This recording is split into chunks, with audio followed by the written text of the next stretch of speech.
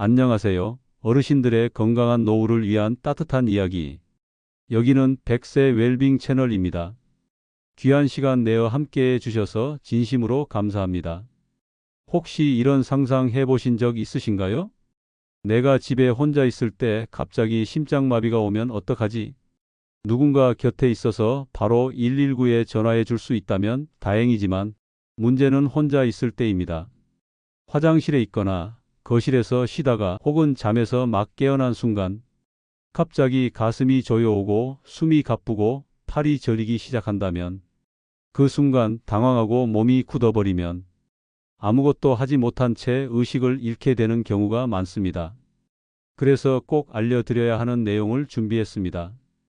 바로 심장마비가 왔을 때 혼자일 경우 단 10초 안에 생명을 지킬 수 있는 응급 대처법입니다. 이 이야기는 단순한 건강 상식이 아닙니다. 실제로 수많은 사람들이 이 방법 하나로 생명을 건진 사례가 전 세계적으로 보고되고 있거든요.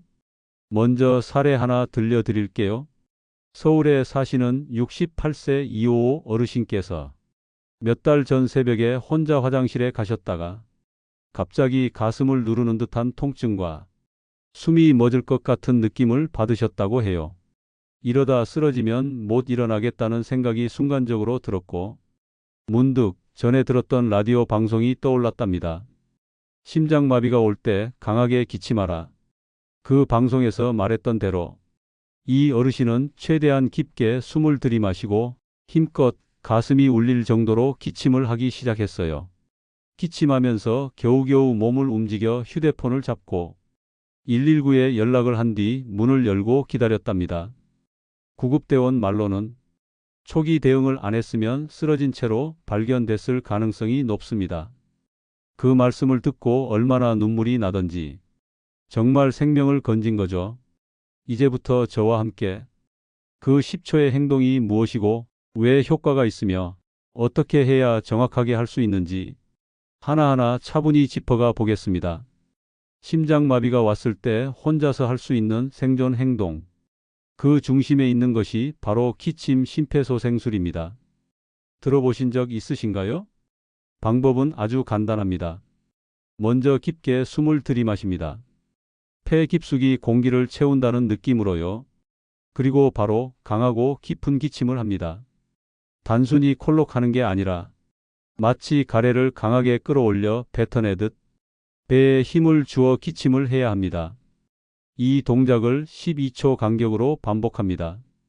약 10초에서 15초, 즉 최소 57회 정도 반복하면 좋습니다. 이 기침은 단순히 소리내는 게 아니라 가슴 근육을 강하게 수축시켜 심장에 자극을 주는 효과가 있습니다. 기침할 때 가슴이 움찔하면서 압박이 가해지는데 이게 바로 심장을 외부에서 누르는 것처럼 도와주는 거죠. 심장이 멎으려고 할 때 그 리듬을 잠깐이라도 되살려 주는 겁니다. 이 방법은 특히 심장마비의 초기 증상을 느낄 수 있는 의식이 있는 상태에서만 가능한데요. 실제로 의식을 잃기 전 몇 분 안에 이 기침을 반복하면 뇌로 가는 산소 공급이 이어지고 119가 오기 전까지 의식을 유지할 수 있다고 합니다. 어르신들, 여기서 가장 중요한 건요. 이걸 기억하고 있다가 실제 상황에서 떠올릴 수 있어야 한다는 겁니다. 아무리 좋은 방법도 위급한 순간에 몸이 얼고 마음이 놀라면 기억해내지 못하고 그만 멈춰버리게 되거든요. 그래서 저는 이렇게 권해드립니다. 오늘 들으신 이 내용을 꼭 소리 내어 한번 따라해 보세요. 심장마비가 오면 숨 들이마시고 강하게 기침. 한두 번이라도 직접 해보면 위급한 상황에서 몸이 기억을 떠올리기 쉽습니다. 심장마비가 오기 전 나타나는 대표적인 증상들, 그리고 그것들이 단순 소화불량이나 근육통과 어떻게 다른지를 비교해서 쉽게 알려드릴게요. 먼저 가장 흔한 심장마비 전조 증상, 첫 번째는 가슴 중앙의 통증입니다. 이건 날카롭게 찌르는 통증이라기보다는 누가 돌을 올려놓은 듯한 압박감입니다. 답답하고 꽉 조이는 느낌이 5분 이상 계속된다면 심장 문제를 의심해야 합니다. 두 번째는 왼쪽 팔, 어깨, 목, 턱으로 이어지는 통증입니다. 특히 왼쪽 팔 안쪽에서 저릿저릿한 통증이 느껴진다면 단순한 피로나 담이 아닐 수 있습니다. 이게 소리 없이 다가오는 심근경색의 신호일 수도 있거든요. 세 번째는 식은땀과 어지럼증, 숨가쁨입니다. 특히 가만히 앉아 있거나 누워 있는데도 갑자기 숨이 차고 식은땀이 흐르면 이건 단순한 컨디션 저하가 아닙니다. 심장이 정상적으로 피를 뇌로 보내지 못할 때 나타나는 반응이에요. 오늘 중요한 포인트, 심장 통증과 소화불량 통증 어떻게 구별할까요? 첫 번째 차이는 통증의 위치입니다. 소화불량은 주로 배 위쪽, 명치 부위에서 발생하고 식사 직후에 발생하는 경우가 많습니다. 반면 심장 통증은 가슴 중앙, 때론 등이나 팔까지 퍼지는 압박감이 특징이에요. 두 번째는 통증의 성격입니다. 소화불량은 찌르는 듯하거나 쓰린 느낌이 많고 음식이나 약을 먹으면 조금 가라앉습니다. 심장 관련 통증은 그런 게 아니죠. 아무리 자세를 바꾸고 속을 달래려고 해도 통증이 가라앉지 않습니다. 세 번째는 운동과 관련 여부입니다. 심장 문제는 계단을 오르거나 걷다가 긴장할 때, 즉 심장이 더 일할 때 증상이 심해지고 쉬면 나아지는 양상을 보입니다. 혹시 지금 말씀드린 증상 중 최근 들어 자주 느끼시는 게 있으신가요? 그렇다면 절대로 방치하시면 안 됩니다. 그냥 체했나 봐, 좀 피곤했나 보다 하시며 넘기지 마시고 가까운 병원이나 보건소에서 심전도 검사를 꼭 받아보세요. 한 번의 검사가 생명을 바꿉니다. 자, 지금부터 심장을 지키는 생활 습관 5가지 함께 알아볼게요. 첫 번째, 매일 20분 걷기입니다. 걷는다는 건 단순히 다리 운동이 아니라 심장을 규칙적으로 움직이게 해주는 아주 좋은 운동입니다. 하루 20분 천천히 동네 한 바퀴라도 걸으시면 혈액순환이 좋아지고 심장도 튼튼해집니다. 두 번째, 싱겁게 드시는 식습관입니다. 어르신들 중에 나는 짭짤한 게 입에 맞아 하시는 분들 많죠? 그런데 그 짭짤한 음식들이 고혈압을 부르고 결국 심장에 무리를 주는 원인이 됩니다. 세 번째, 스트레스를 모른 척하지 않기입니다.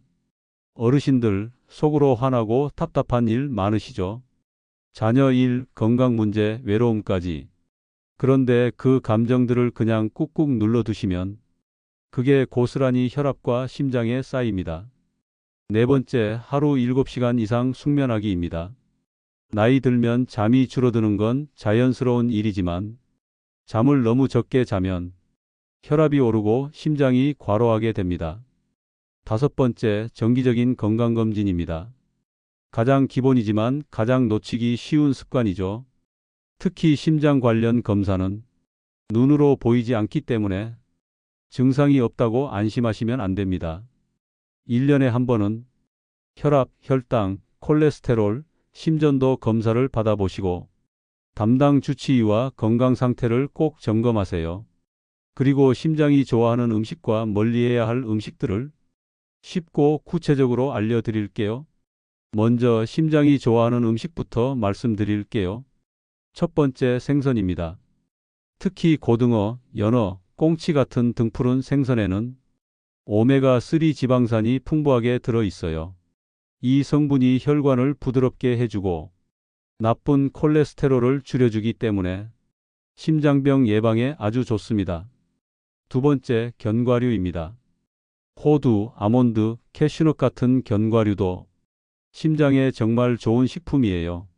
물론 생으로 드셔야 효과가 있습니다.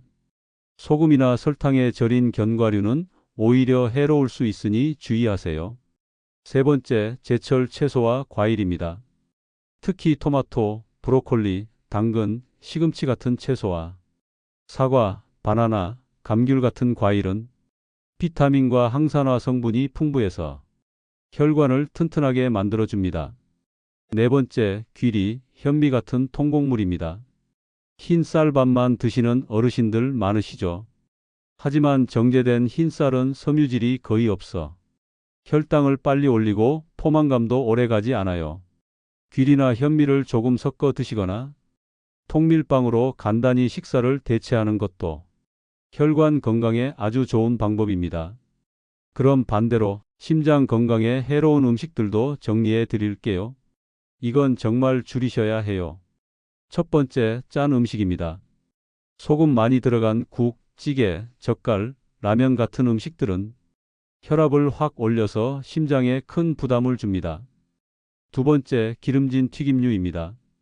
치킨, 튀김, 삼겹살, 패스트푸드 같은 음식들, 일단 맛은 좋지만 기름이 혈관 벽에 쌓여서 혈액이 흐르기 어렵게 만들고 심장을 혹사시킵니다.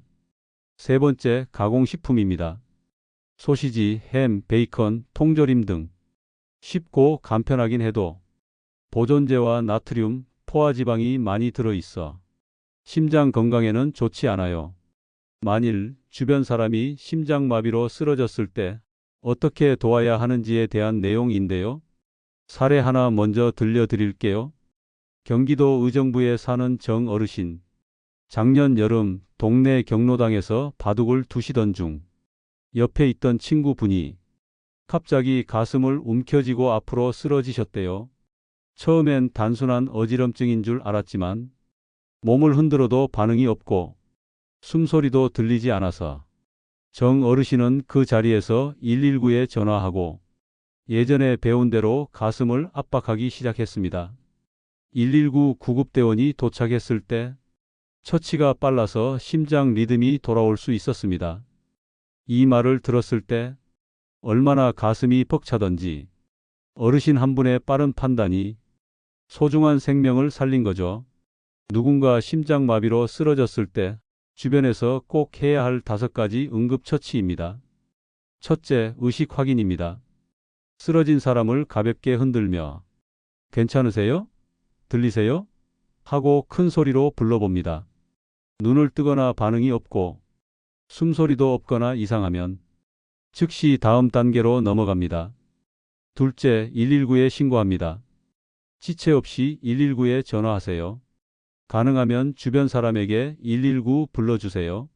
라고 소리치고 본인은 바로 가슴 압박을 준비합니다. 셋째, 심폐소생술 시작입니다. 먼저 환자를 평평한 바닥에 눕히고 두 손을 깍지 껴서 가슴 중앙에 올립니다.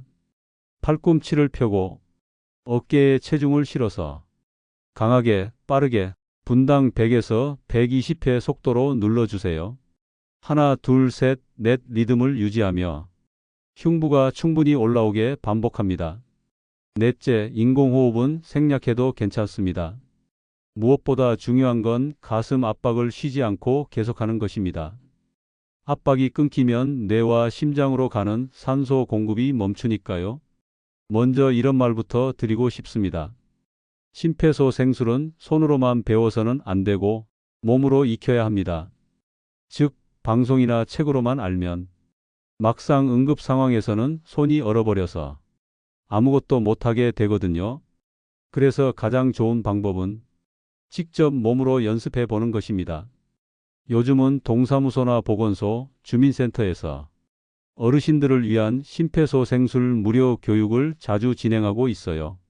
그리고 여기서 중요한 포인트, 혼자만 아는 건 절반입니다. 가족과 함께 준비해야 진짜 대비가 되는 거예요. 이런 상황 한번 상상해 보세요. 집에서 갑자기 배우자가 쓰러지셨어요. 그 순간 누가 119를 부르고 누가 문을 열고 누가 압박을 시작할 건지 미리 정해 두셨나요? 그래서 가족들과 한 달에 한 번씩 응급 상황 시뮬레이션 연습을 해보시는 걸 추천드립니다. 예를 들어 가족 중 한 명이 바닥에 누워 심장마비 상황을 연기하고 다른 가족은 119에 전화를 거는 신용을 하며 남은 사람은 CPR 자세를 연습합니다. 이런 식으로라도 연습을 해보면 막상 실제 상황이 닥쳤을 때 훨씬 덜 당황하게 됩니다. 그리고 마지막으로 한 가지 팁. 냉장고나 전화기 옆에 CPR 요령과 119 신고 순서를 간단히 적은 종이를 붙여두세요.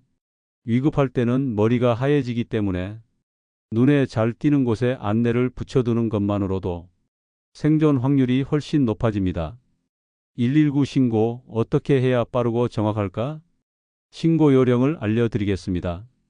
실제로 있었던 이야기를 하나 들려드릴게요. 강북구에 사는 이 어르신 댁에서 어느 날 아침 남편이 갑자기 식탁에 앉은 채로 말을 못하고 숨을 헐떡이기 시작했대요. 아내 되시는 분이 너무 놀라서 119에 전화는 걸었지만 울면서 빨리 와주세요. 빨리요. 그 말만 반복하셨다고 해요. 그래서 오늘은 심장마비 등 응급 상황에서 119에 신고할 때 반드시 기억해야 할 3가지 핵심 포인트를 알려드릴게요.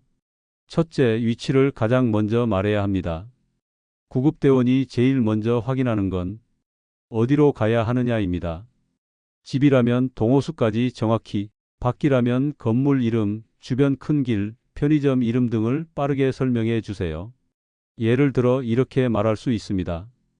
여기 서울시 노원구 한빛아파트 103동 302호입니다. 남편이 가슴을 부여잡고 쓰러졌습니다. 둘째, 환자의 상태를 짧고 정확하게 설명합니다. 감정적으로 너무 흥분하면 오히려 정확한 정보가 전달되지 않아요. 구급대원이 빨리 판단할 수 있도록 짧게 핵심만 이야기하세요. 예시로는 이렇게요. 숨을 못 쉬고 의식이 없습니다. 갑자기 가슴이 아프다고 하고 팔이 저리다고 합니다. 셋째, 전화를 끊지 말고 지시에 따르세요. 많은 분들이 급한 마음에 빨리 와주세요 하고 전화를 끊어버리시는데 절대 그러시면 안 됩니다. 구급대원은 상황을 파악하고 현장에서 할 수 있는 심폐소생술 방법을 전화로 안내해 주기도 하거든요. 그래서 전화는 끊지 않고 스피커폰으로 바꿔놓은 채 현장 처치를 하시면서 계속 지시에 따라 움직이시는 게 좋습니다. 그리고 위급한 상황에서 119의 도움으로 심장마비를 무사히 넘긴 분이 계시다고 합시다. 그런데요, 문제는 거기서 끝이 아니라는 겁니다. 심장마비는 한 번 왔다고 끝나는 병이 아닙니다. 오히려 그 이후가 더 중요하다는 사실 알고 계셨나요? 그래서 심장마비 이후 가정에서 실천해야 할 회복관리법과 재발을 막기 위한 생활 습관에 대해 자세히 말씀드릴게요. 사례로 대전 유성구에 사는 박 어르신은 작년 초 심근경색으로 응급수술을 받으셨어요. 처음엔 태어나자마자 이제 다 끝났네, 살았다 하고 기뻐하셨지만 한 달도 안 돼서 다시 숨이 가빠지고 가슴에 통증이 왔다고 합니다. 다행히 이번엔 초기에 병원을 찾으셔서 큰 위기는 넘기셨지만 의사 선생님이 이렇게 말씀하셨대요. 심장은 회복이 빠른 장기이지만 같은 실수를 반복하면 두 번째는 기회가 없습니다. 그 말이 얼마나 무섭고 또 중요한 말인지요. 자, 그러면 집에 돌아온 뒤부터 우리가 신경 써야 할 회복 관리 5가지 하나씩 짚어볼게요. 첫째, 약은 절대 빼먹지 말고 복용하세요. 심장 관련 약은 통증이 없다고 해서 멈추면 절대 안 됩니다. 고혈압, 고지혈증, 혈전 방지 약들은 심장을 보호하는 기본 방패예요. 둘째, 몸을 무리하게 쓰지 마세요. 몸이 멀쩡한데 좀 걸어볼까? 하며 갑자기 운동량을 늘리시면 안 됩니다.